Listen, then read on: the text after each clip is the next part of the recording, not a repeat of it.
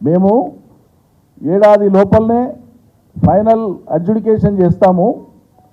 మొత్తానికి మొత్తం రెండు రాష్ట్రాల మధ్య ఏడాది లోపల కంప్లీట్గా మీకు ప్రక్రియ కంప్లీట్ అయిపోతుంది. అప్పటిదాకా టెంపరీగా మాత్రమే వాడుకోండి అనేటువంటిది ఆనాటి అంగీకారం.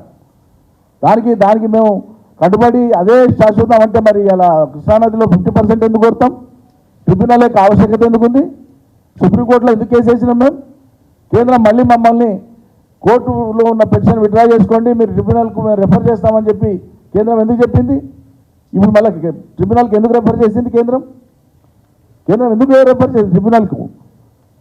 ఆ నీళ్ళే ప్రామాణికమైతే, ఆ కేటాయింపే ప్రామాణికమైతే మరి పంచాయతీ ఎందుకు ఉంది? అలా final adjudication of matter is still pending. అది జరగడం కోసమే ట్రిబ్యునల్ గతంలో నిర్దిష్ట కాల వ్యవధి పెట్టలే, కాలయాపన చేసిండ్రు. అందుకే ఇవాళ మేము డిమాండ్ చేస్తున్నాం, ట్రిబ్యునల్కు రెఫర్ చేసింది ప్రభుత్వం ఇటీవల, కానీ ఎన్నికల ముందు నిర్దిష్ట కాల పరిమితి 6 మాసాలు పెట్టమని మేము డిమాండ్ అందుకే చేస్తున్నాం. రేపు తెలుసండి ట్రిబ్యునల్ తెలంగాణకి ఎంత ఉందో, ఆంధ్రకి ఎంత ఉందో నీళ్లు.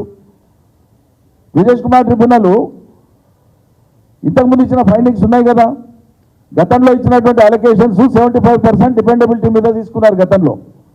తర్వాత కాలంలో దాన్ని 65% డిపెండబిలిటీకి బ్రిజేష్ కుమార్ ట్రిబ్యునల్ తీసుకుంది.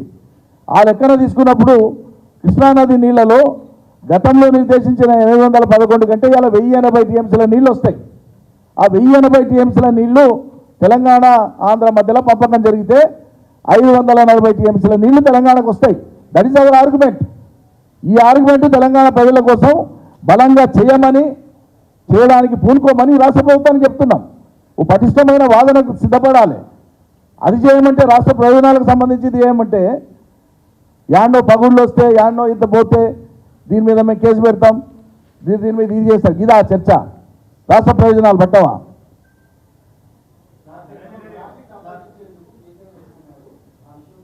చెప్పాను కదండి ఇప్పుడే. ఏమండి?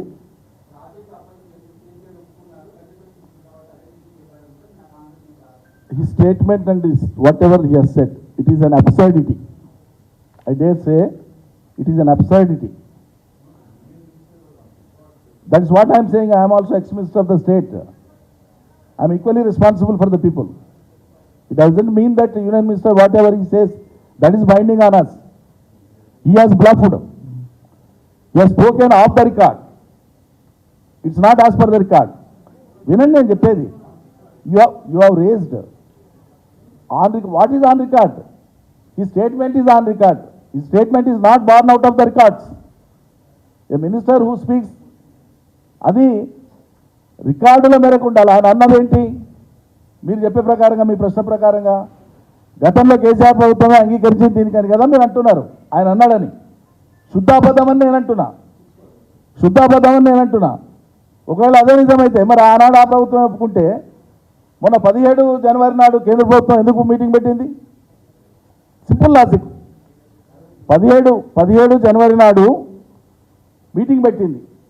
This meeting is in continuation of the earlier meetings that the government of India has already held. ఈ మీటింగ్లో 17-1 మీటింగ్లోనే వాళ్ళు చెప్పినా నేను ఇంతకుముందు చదివి వినిపించిన మీడియా సమావేశంలో, ఇంతకుముందు ఏది 17 తర్వాత జరిగిన మీడియా మిత్రుల సమావేశంలో నేను చదివి వినిపించిన.